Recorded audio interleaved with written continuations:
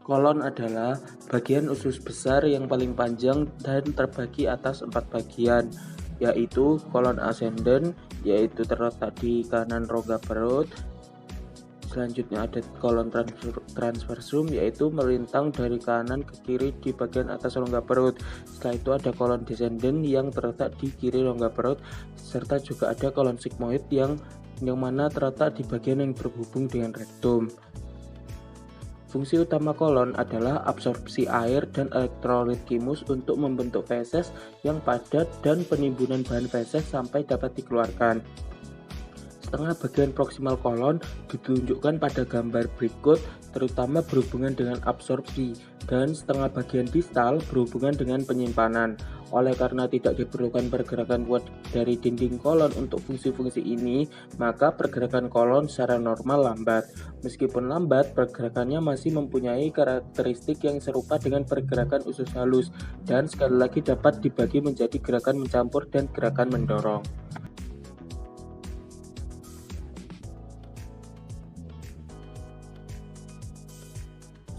Macam-macam gerakan kolon terdiri dari 3 gerakan, yaitu yang pertama gerakan mencampur atau haustrasi, yang kedua gerakan masak atau mendorong, yang ketiga defekasi.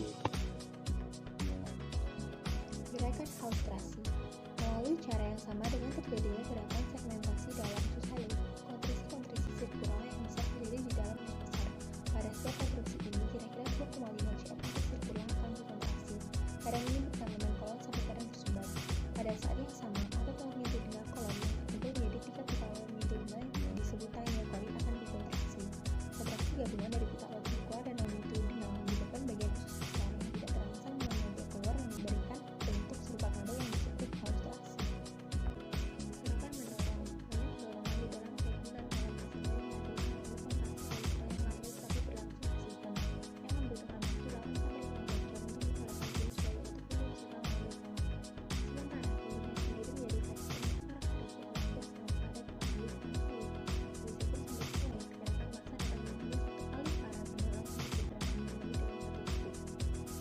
Gerakan ini biasanya hanya terjadi 1 sampai 3 kali setiap hari pada waktu yang sama, terutama untuk kira-kira 15 menit selama jam pertama hingga keempat. Defekasi. Pada sebagian besar waktu, rektum tidak berisi feses. Hal ini sebagian adalah akibat dari kenyataan bahwa terdapat sfinkter fungsional yang lemah sekitar 20 cm dari anus pada perbatasan antara kolon sigmoid dan rektum.